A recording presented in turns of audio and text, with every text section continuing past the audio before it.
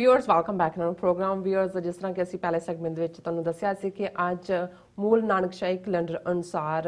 ਗੁਰੂ ਤੇਗ ਬਹਾਦਰ ਸਾਹਿਬ ਜੀ ਅਤੇ ਉਹਨਾਂ ਦੇ ਬਹੁਤ ਹੀ ਪਿਆਰੇ ਸਿੱਖ ਭਾਈ ਮਤੀਦਾਸ ਭਾਈ ਸਤੀਦਾਸ ਤੇ ਭਾਈ ਦਿਆਲਾ ਜੀ ਹੋਰਾਂ ਦਾ 345ਵਾਂ ਜਿਹੜਾ ਹੈ ਸ਼ਹੀਦੀ ਦਿਨ ਹੈ। ਸੋ ਇਸ ਬਾਰੇ ਆਪਾਂ ਵੇਰਵੇ ਨਾਲ ਗੱਲਬਾਤ ਕਰਨ ਜਾ ਰਹੇ ਹਾਂ। ਸੋ ਅਸੀਂ ਚਾਹਾਂਗੇ ਕਿ ਤੁਸੀਂ ਨਾਲ ਇਸੇ ਤਰ੍ਹਾਂ ਹੀ ਬਣੇ ਰਹਿਣਾ। ਦੇਖਣ ਸੁਣ ਲਈ ਤੁਹਾਡਾ ਸਾਡਾ ਬਹੁਤ ਬਹੁਤ ਸ਼ੁਕਰੀਆ ਜੀ। ਡਾਕਟਰ ਸਾਹਿਬ ਕੀ ਕਹਿਣਾ ਚਾਹੋਗੇ? देखो ਜਿਹੜੇ ਸ਼ਹੀਦੀ ਦਿਨ ਹੁੰਦੇ ਨੇ ਜ਼ਾਹਰ ਹੈ ਉਹਨਾਂ ਦੇ ਵਿੱਚ ਤੁਹਾਡੇ ਮਨ 'ਚ ਇੱਕ ਵਿਰਾਗ ਵਾਲੀ ਕੈਫੀਅਤ ਹੁੰਦੀ ਹੈ ਜੀ, ਕਿਉਂਕਿ ਸ਼ਹੀਦਾਂ ਦੇ ਡੁੱਲੇ ਖੂਨ ਦੀ ਬਦੌਲਤ ਅੱਜ ਅਸੀਂ ਅਣਖ ਨਾਲ ਮਾਣ ਨਾਲ ਗੈਰਤ ਨਾਲ ਜਿਉਂਦੇ ਹਾਂ। ਜੀ ਬਿਲਕੁਲ। ਹਰ ਕੌਮ ਨੂੰ ਹਰ ਮਜ਼ਹਬ ਨੂੰ ਹਰ ਨੇਸ਼ਨ ਨੂੰ ਆਪਣੇ ਸ਼ਹੀਦਾਂ ਤੇ ਫਖਰ ਹੁੰਦਾ ਹੈ ਔਰ ਹੋਣਾ ਵੀ ਚਾਹੀਦਾ। और बहुत बार जे शहीद लफज के मायने देखिए अरबी फारसी के हवाले नाल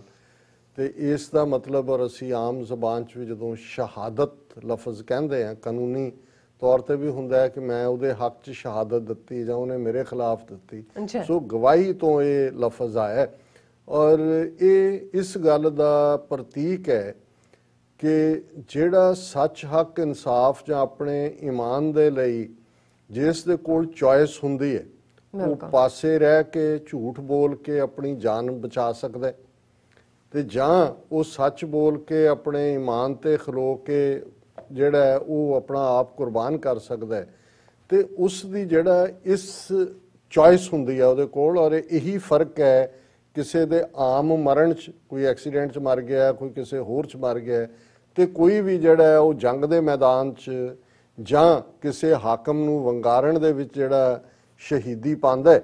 ਉਹਦੇ ਕੋਲ ਚੋਇਸ ਸੀ ਜ਼ਿੰਦਗੀ ਬਚਾਉਣ ਦੀ, ਪਰ ਉਹਨੇ ਆਪਣਾ ਆਪ ਕੁਰਬਾਨ ਕੀਤਾ। ਔਰ ਇਹਨੂੰ ਜਿਵੇਂ ਸਾਡੇ 20ਵੀਂ ਸਦੀ ਦੇ ਵੱਡੇ ਸਿੱਖ ਫਿਲਾਸਫਰ ਸਰ ਕਪੂਰ ਸਿੰਘ ਬਿਆਨ ਕਰਦੇ ਨੇ ਕਿ ਫਿਰ ਸ਼ਹੀਦ ਰੱਬ ਦੀ ਦਰਗਾਹ ਦੇ ਵਿੱਚ ਇੱਕ ਗਵਾਹੀ ਹੁੰਦਾ ਹੈ, ਇੱਕ ਵਿਟਨੈਸ ਹੁੰਦਾ ਹੈ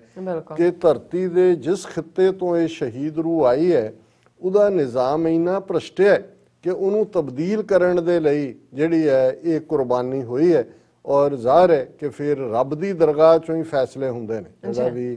तुसीं देश जां काल टाइम एंड स्पेस की गल करदे हो, साडा फर्ज हुंदा है एक इंसान दे नाते किसी सिचुएशन च तुसीं देखदे हो कि की गलत है की ठीक है और तुसीं ठीक ते खलो जांदे हो, उहदे लई भावें तुहाडी जान भी जिहड़ी है वो कुर्बान हो जाती है ते यही तुहाडा ईमान नूं पुगाण दा रस्ता है और यही तुहाडा हाल है। हुण 10वें पातशाह गुरु गोबिंद सिंह साहब ने जदों अपने पिता गुरु तेग बहादुर साहब जिन्हां दी अज तो ठीक 345 साल पहला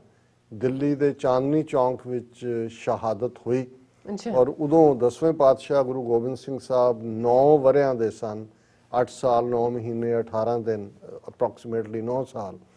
और अज जिथे गुरु तेग बहादुर साहब का शहीदी दिन है उत्थे 10वें पातशाह का गुरगद्दी दिवस भी है, क्योंकि ज्यों ही उन्हां दी शहादत हुंदी है उन्हां दा गुरगद्दी का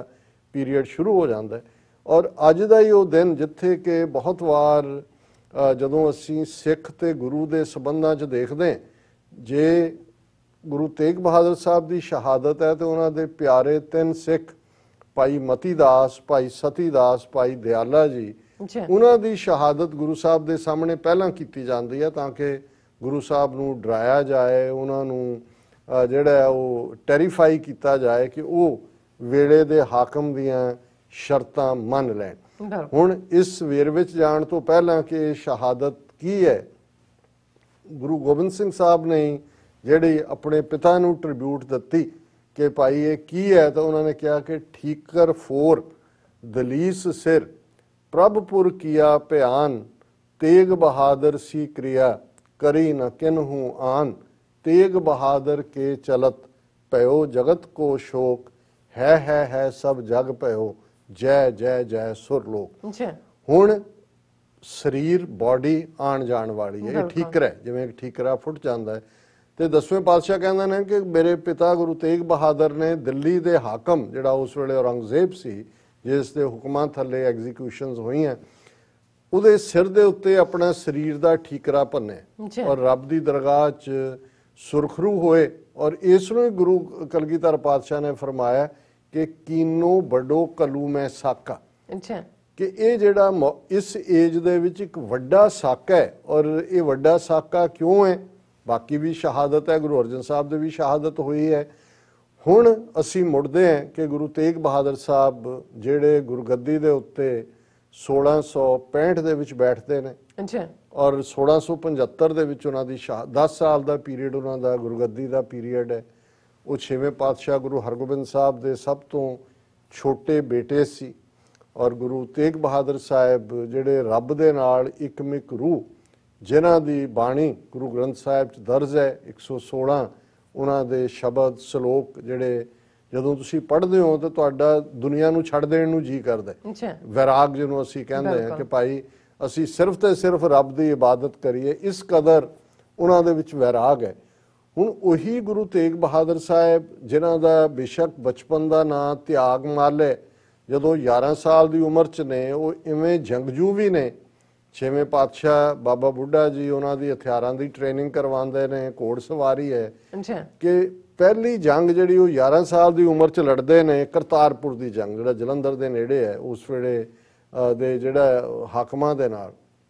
ਔਰ ਇੰਨੀ ਬਹਾਦਰੀ ਨਾਲ ਉਹ ਜੰਗ ਦੇ ਮੈਦਾਨ 'ਚ ਤਲਵਾਰ ਚਲਾਉਂਦੇ ਨੇ ਕਿ ਉਹਨਾਂ ਦੇ ਪਿਤਾ ਗੁਰੂ ਹਰਗੋਬਿੰਦ ਸਾਹਿਬ ਜਿਹੜੇ ਉੱਚੀ ਥਾਂ ਤੋਂ ਜੰਗ 'ਚ ਦੇਖ ਰਹੇ ਨੇ ਵੀ ਉਹਨਾਂ ਦਾ ਬੇਟਾ ਜੂਝ ਰਿਹਾ ਹੈ, ਉਹਨਾਂ ਨੇ ਕਿਹਾ ਵੀ ਇਹ ਤਿਆਗਮਲ ਨਹੀਂ ਹੈ, ਤਾਂ ਤੇਗ ਬਹਾਦਰ ਹੈ। ਤੇਗ ਅਸੀਂ ਸੌਰਡ ਨੂੰ ਕਹਿੰਦੇ ਹਾਂ। ਹੁਣ ਇੱਕ ਪਾਸੇ ਜੰਗ ਦੇ ਮੈਦਾਨ 'ਚ ਉਹ ਤੇਗ ਵਾਹੁਣ ਵਾਲੇ ਤੇਗ ਬਹਾਦਰ, ਫਿਰ ਰੱਬ ਦੇ ਨਾਲ ਇੱਕਮਿਕ 20-21 ਸਾਲ ਅਸੀਂ ਬਾਬੇ ਬਕਾਲੇ ਦਾ ਜਦੋਂ ਜ਼ਿਕਰ ਕਰਦੇ ਹਾਂ ਕਿ 8ਵੇਂ ਪਾਤਸ਼ਾਹ ਨੇ ਗੁਰੂ ਬਾਬਾ ਬਕਾਲੇ ਕਿਹਾ, ਕਿਵੇਂ ਉੱਥੇ ਰੱਬ ਦੇ ਵਿੱਚ ਲੀਨ ਨੇ, ਕਿਵੇਂ ਦੁਨੀਆ ਤੋਂ ਜਿਹੜਾ ਉਹ ਦੱਸ ਰਹੇ ਨੇ ਕਿ ਭਾਈ ਇੱਕ ਪਾਸੇ ਜੇ ਜੀਵਨ 'ਚ ਤੇਗ ਵਾਹਣ ਦਾ ਪੀਰੀਅਡ ਹੈ ਤੇ ਉਦੋਂ ਵੀ ਜਿਹੜਾ ਇਨਸਾਨ ਅੱਗੇ ਹੋ ਕੇ ਆਪਣੇ ਫਰਜ਼ ਨੂੰ ਨਿਭਾਏ। ਜੇ ਰੱਬ ਦੀ ਯਾਦ ਹੈ ਤੇ ਫਿਰ ਭਾਈ ਮੱਖਣ ਸ਼ਾਹ ਲੁਬਾਣਾ ਗੁਰੂ ਲਾਦੋਰੇ ਕਰਕੇ ਪ੍ਰਗਟ ਕਰਦੇ ਨੇ। ਔਰ ਫਿਰ ਉਹਨਾਂ ਨੇ ਉਹ ਸਾਰਾ ਰਾਊਟ ਜਿੱਥੇ ਜਿੱਥੇ ਗੁਰੂ ਨਾਨਕ ਸਾਹਿਬ ਗਏ, ਹੁਣ ਗੁਰੂ ਤੇਗ ਬਹਾਦਰ ਸਾਹਿਬ ਗੁਰੂ ਨਾਨਕ ਸਾਹਿਬ ਤੋਂ ਬਾਅਦ ਇਸ 10 ਸਾਲ ਦੇ ਪੀਰੀਅਡ 'ਚ ਉਹ ਗੁਰੂ ਨੇ ਜਿਨ੍ਹਾਂ ਨੇ ਬਿਹਾਰ, ਯੂਪੀ, ਅਸਾਮ, ਢਾਕਾ, ਬੰਗਾਲ, ਉਹਦੇ 'ਚ ਅੱਜ ਵੀ ਇਤਿਹਾਸਕ ਗੁਰਦੁਆਰੇ ਮੌਜੂਦ ਨੇ।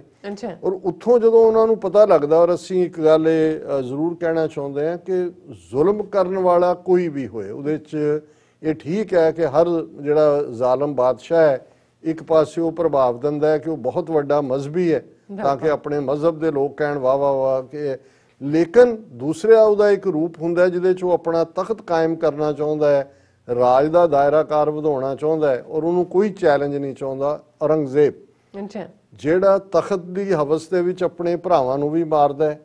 ਆਪਣੇ ਪਿਓ ਨੂੰ ਕੈਦ ਕਰਦਾ ਹੈ, ਆਪਣੀ ਭੈਣ ਦੇ ਨਾਲ ਕੀ ਸਲੂਕ ਕਰਦਾ ਹੈ, ਪਰ ਉਹ ਆਪਣੇ ਆਪ ਨੂੰ ਐਸਟੈਬਲਿਸ਼ ਕਰਨ ਦੇ ਲਈ ਉਹ ਸਾਬਤ ਕਰਨਾ ਚਾਹੁੰਦਾ ਹੈ ਕਿ ਬਈ ਉਹ ਬੜਾ ਪੱਕਾ ਮੋਮਨ ਹੈ, ਉਹ ਇਸਲਾਮ ਦਾ ਸੋਲਜਰ ਹੈ ਔਰ ਸਾਰੇ ਪਾਸੇ ਉਹ ਇਸਲਾਮ ਨੂੰ ਫੈਲਾਏਗਾ। ਔਰ ਉਹਨੇ ਜਿਹੜਾ ਸਭ ਤੋਂ ਜ਼ਿਆਦਾ ਜਿਹੜਾ ਕਸ਼ਮੀਰ ਦੇ ਵਿੱਚ ਅਫਗਾਨ ਖਾਨ ਜਾਂ ਸ਼ੇਰ ਅਫਗਾਨ ਖਾਨ ਜਿਹੜਾ ਉਹਦਾ ਸੂਬੇਦਾਰ ਹੈ, ਉਹ ਜ਼ੁਲਮਾਂ ਦੀ ਅਖੀਰ ਕਰਦਾ ਹੈ। ਔਰ ਜਿਹੜੀ ਸਾਡੀ ਸਿੱਖ ਰਵਾਇਤ ਟ੍ਰੈਡੀਸ਼ਨ ਹੈ ਉਹਦੇ ਮੁਤਾਬਕ ਕਸ਼ਮੀਰੀ ਪੰਡਤਾਂ ਦਾ ਇੱਕ ਡੈਲੀਗੇਸ਼ਨ 500 ਦੇ ਕਰੀਬ ਉਹਨਾਂ ਦੇ ਪੰਡਤ ਕਿਰਪਾ ਰਾਮ ਉਹਨੂੰ ਲੀਡ ਕਰਦਾ, ਉਹ ਅਨੰਦਪੁਰ ਸਾਹਿਬ ਆਉਂਦੇ ਨੇ, ਗੁਰੂ ਤੇਗ ਬਹਾਦਰ ਸਾਹਿਬ ਦੇ ਦਰਬਾਰ 'ਚ ਆਪਣੀ ਕਹਾਣੀ ਬਿਆਨ ਕਰਦੇ ਨੇ ਕਿ ਭਾਈ ਇਹ ਜ਼ੁਲਮ ਦੇ ਨਾਲ ਜਿਹੜਾ ਹੈ ਮਜ਼ਹਬ ਤਬਦੀਲ ਕੀਤਾ ਜਾ ਰਿਹਾ। ਹੁਣ ਜੇ ਅੱਜ ਸਿੱਖ ਕੌਮ, ਕੱਲ ਵੀ ਅਸੀਂ ਇੱਕ ਸੈਗਮੈਂਟ ਕੀਤਾ ਹੈ ਲਵ ਜਿਹਾਦ ਦੇ ਬਹਾਨੇ ਮੁਸਲਮਾਨਾਂ ਨਾਲ ਕੀ ਹੋ ਰਿਹਾ ਹੈ, ਸ਼ੁੱਧੀਕਰਨ ਦੇ ਨਾਂ ਥੱਲੇ ਕੀ ਹੁੰਦਾ ਰਿਹਾ, ਤੇ ਜਿਹੜੀ ਕੌਮ ਅੱਜ ਖਲੋਤੀ ਹੈ ਇਹ ਉਹੀ ਕੌਮ ਦੇ ਗੁਰੂ ਨੇ ਕਿ ਜਦੋਂ ਔਰੰਗਜ਼ੇਬ ਦੀਆਂ ਗਲਤ ਨੀਤੀਆਂ ਤਾਕਤ ਦੇ ਨਾਲ, ਜ਼ੁਲਮ ਦੇ ਨਾਲ ਉਹਨਾਂ ਦਾ ਜਿਹੜਾ ਉਹ ਧਰਮ ਬਦਲ ਰਹੀਆਂ ਸੀ ਜਿਹਦੇ 'ਚ ਸਿੱਖੀ ਦਾ ਕੋਈ ਵਿਸ਼ਵਾਸ ਨਹੀਂ ਹੈ। ਪਰ ਇਹ ਗੱਲ ਬੜੀ, ਜਦੋਂ ਗੁਰੂ ਕਲਗੀਧਰ ਨੇ ਕਿਹਾ ਕਿ ਕੀਨੋ ਬੜੋ ਕਲੂ ਮੈਂ ਸਾਕਾ, ਕਿ ਇੱਕ ਵੱਡੀ ਕੁਰਬਾਨੀ ਹੈ, ਕਿਉਂਕਿ ਆਪਣੇ ਅਕੀਦੇ ਲਈ ਤਾਂ ਹਰ ਕੋਈ ਕੁਰਬਾਨ ਹੁੰਦਾ ਹੈ। ਹੁਣ ਉਹੀ ਜਨੇਊ, ਉਹੀ ਤਿਲਕ ਜਿਹਨੂੰ ਜਦੋਂ ਗੁਰੂ ਨਾਨਕ ਸਾਹਿਬ ਨੂੰ ਪੰਡਤ ਜਨੇਊ ਪਾਉਣ ਲੱਗਦਾ ਹੈ, 11 ਸਾਲ ਦੀ ਉਮਰ ਹੈ ਗੁਰੂ ਨਾਨਕ ਸਾਹਿਬ ਦੀ, ਔਰ ਗੁਰੂ ਸਾਹਿਬ ਪੰਡਤ ਦਾ ਹੱਥ ਫੜ ਲੈਂਦੇ ਨੇ ਵੀ ਇਹ ਤਾਂ ਜਨੇਊ ਡਿਸਕ੍ਰਿਮੀਨੇਟਰੀ ਹੈ, ਇਹ ਔਰਤ ਨੂੰ ਨਹੀਂ ਪੈ ਸਕਦਾ, ਸ਼ੂਦਰ ਨੂੰ ਨਹੀਂ ਪੈ ਸਕਦਾ। ਔਰ ਤੁਸੀਂ ਜ਼ਾਤ ਪਾਤ ਮੈਂ ਇਹ ਨਹੀਂ ਪਾਉਣਾ ਹੈ। ਅੱਛਾ ਹੁਣ ਉਹੀ ਜੇ ਤੁਸੀਂ ਹਿਸਟਰੀ ਦਾ ਦੇਖੋ ਕਿ 1675 ਚ ਪਹੁੰਚੋ ਤੇ ਜਦੋਂ ਵੇਲੇ ਦੇ ਹਾਕਮ ਜ਼ਬਰੀ ਉਹ ਜਨੇਊ ਲਾ ਰਹੇ ਨੇ ਤੇ ਗੁਰੂ ਤੇਗ ਬਹਾਦਰ ਸਾਹਿਬ ਔਰੰਗਜ਼ੇਬ ਦਾ ਹੱਥ ਫੜਦੇ ਨੇ ਵੀ ਇਹ ਜ਼ਬਰੀ ਲਾਉਣ ਨਹੀਂ ਦੇਣਾ, ਅੱਛਾ ਇਹ ਜ਼ਬਰ ਦੇ ਨਾਲ ਕਿਸੇ ਦਾ ਇਮਾਨ। ਔਰ ਜਿੰਨਾ ਕੁ ਮੈਨੂੰ ਇਸਲਾਮ ਦੀ ਸਮਝ ਆਈ ਹੈ ਇਹ ਦੀਨ ਦੇ ਖਿਲਾਫ ਹੈ। ਤੁਸੀਂ ਜ਼ਬਰੀ ਜਿਹੜਾ ਹੈ ਉਹ ਕਿਸੇ ਨੂੰ ਆਪਣੀ ਮਰਜ਼ੀ ਨਾਲ ਕੋਈ ਵੀ ਕਿਸੇ ਮਜ਼ਹਬ 'ਚ ਜਾਂਦਾ ਹੈ, ਲੇਕਿਨ ਕਿਉਂਕਿ ਜਿਨ੍ਹਾਂ ਦੇ ਸਿਰ ਦੇ ਉੱਤੇ ਗੁਨਾਹ ਦੀ ਪੰਡ ਹੁੰਦੀ ਹੈ ਉਹ ਜਸਟੀਫਾਈ ਕਰਨਾ ਚਾਹੁੰਦੇ ਨੇ, ਮੋਰ ਲਾਇਲ ਦੈਨ ਦਾ ਕਿੰਗ ਜਿਵੇਂ ਜਿਹੜੇ ਲੋਕ ਹੁੰਦੇ ਨੇ ਉਹ ਆਪਣੇ ਉਸ ਕਿੱਸਾ ਦਾ ਕਰਦੇ ਨੇ। ਔਰ ਕਸ਼ਮੀਰੀ ਪੰਡਤ ਜਦੋਂ ਆਉਂਦੇ ਨੇ ਨੌਵੇਂ ਪਾਤਸ਼ਾਹ ਉਹਨਾਂ ਨੂੰ ਕਹਿੰਦੇ ਨੇ ਠੀਕ ਹੈ ਵੀ ਸਾਡਾ ਅਕੀਦਾ ਤਾਂ ਨਹੀਂ ਹੈ ਜੋ ਕੁਝ ਤੁਸੀਂ ਤੁਹਾਡੀਆਂ ਪ੍ਰੈਕਟਿਸਿਸ ਨੇ, ਪਰ ਅਸੀਂ ਇਸ ਦੇ ਖਿਲਾਫ ਹਾਂ। ਔਰੰਗਜ਼ੇਬ ਨੂੰ ਤੁਸੀਂ ਲਿਖ ਦਿਓ ਕਿ ਭਾਈ ਮੇਰਾ ਧਰਮ ਬਦਲ ਦੇਣ, ਮੈਨੂੰ ਆਪਣੇ ਦਾਇਰਾਕਾਰ 'ਚ ਲੈ ਆਓ ਤੇ ਤੁਸੀਂ ਸਾਰੇ ਜਿਹੜੇ ਆ ਉਹ ਬਣ ਜਾਓਗੇ, ਉਸੇ ਹੀ ਰਾਹ ਦੇ ਉੱਤੇ ਆ ਜਾਓਗੇ। ਔਰ ਇਹ ਵਕਤ ਦੀ ਸੀਮਾ ਮੈਂ ਡਿਟੇਲ 'ਚ ਨਹੀਂ ਜਾਣਾ ਚਾਹੁੰਦਾ। ਐਂਡ ਇਵੈਂਚੁਅਲੀ ਜਿਹੜਾ ਇਹ ਫਿਰ ਇੱਕ ਡਾਇਲੌਗ ਹੁੰਦਾ ਹੈ ਜਿਸ ਦੇ ਵਿੱਚ ਗੁਰੂ ਤੇਗ ਬਹਾਦਰ ਸਾਹਿਬ ਇਹ ਕਹਿੰਦੇ ਨੇ ਕਿ ਭਾਈ ਇਹ ਜ਼ਬਰ ਦੇ ਨਾਲ ਕਿਸੇ ਦਾ ਧਰਮ ਬਦਲਣਾ ਇਹ ਜਿਹੜਾ ਇਹ ਇਸਲਾਮ ਦਾ ਵੀ ਰਸਤਾ ਨਹੀਂ ਹੈ। ਔਰ ਇਹੀ ਨਹੀਂ, ਗੁਰੂ ਤੇਗ ਬਹਾਦਰ ਸਾਹਿਬ ਤੋਂ ਪਹਿਲਾਂ ਉਹਨਾਂ ਦੇ 3 ਸਿੱਖ ਔਰ ਗੁਰੂ ਸਾਹਿਬ ਖੁਦ ਅਨੰਦਪੁਰ ਸਾਹਿਬ ਤੋਂ ਆਗਰੇ ਜਾਂਦੇ ਨੇ ਜਿੱਥੇ ਉਹਨਾਂ ਗ੍ਰਿਫਤਾਰੀ ਦਿੰਦੇ ਨੇ, ਦਿੱਲੀ ਉਹਨਾਂ ਨੂੰ ਲਿਆਂਦਾ ਜਾਂਦਾ ਹੈ, ਪਿੰਜਰੇ 'ਚ ਬੰਦ ਕੀਤਾ ਹੋਇਆ ਹੈ। ਉਹਨਾਂ ਦੇ 3 ਸਿੱਖ ਜਿਹੜੇ ਨੇ ਉਹ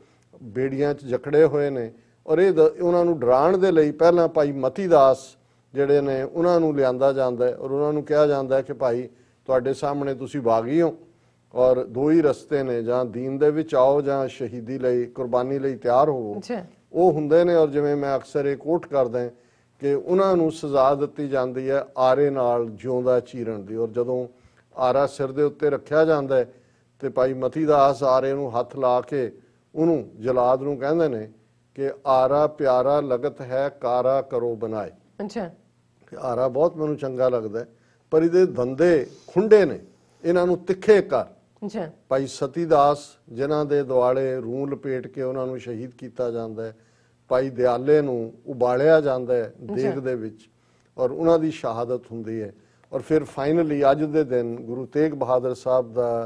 ਦੀ ਜਿਹੜੀ ਸ਼ਹਾਦਤ ਬੀਹੈਡਿੰਗ, ਸਿਰ ਨੂੰ ਧੜ ਤੋਂ ਜੁਦਾ ਕਰਨਾ, ਜਲਾ। ਔਰ ਉਹ ਕਹਿੰਦੇ ਨੇ ਕਿ ਭਾਈ ਮੈਂ ਜਪਜੀ ਸਾਹਿਬ ਦਾ, ਔਰ ਉਹ ਅੱਜ ਵੀ ਜਿਹੜੇ ਲੋਕ ਦਿੱਲੀ ਗਏ ਨੇ ਕਦੇ ਉਹਨਾਂ ਨੂੰ ਪਤਾ ਹੈ ਕਿ ਚਾਂਦਨੀ ਚੌਂਕ ਦੇ ਵਿੱਚ ਉਹ ਸੀਸਗੰਜ ਗੁਰਦੁਆਰਾ ਸਾਹਿਬ ਹੈ, ਉਹ ਖੂਹ 'ਚ ਇਸ਼ਨਾਨ ਕਰਦੇ ਨੇ, ਜਪਜੀ ਸਾਹਿਬ ਦਾ ਪਾਠ ਕਰਦੇ ਨੇ ਔਰ ਉਸ ਦਾ ਜਿਹੜਾ ਜਦੋਂ ਉਹਨਾਂ ਦੀ ਸ਼ਹਾਦਤ ਹੁੰਦੀ ਹੈ ਔਰ ਇਹ ਫਿਜ਼ਾ ਦੇ ਵਿੱਚ ਗੂੰਜਦਾ ਹੈ